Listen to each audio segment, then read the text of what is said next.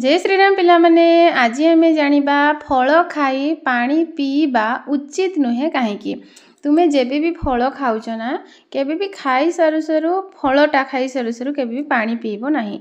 कौन पाई पीब नहीं चलो आम जानिबा। अधिकांश फल रे साइट्रिक अम्ल थाए। एहा छड़ा फल रे जलीय अंश प्रचुर परिमाण रे थाए।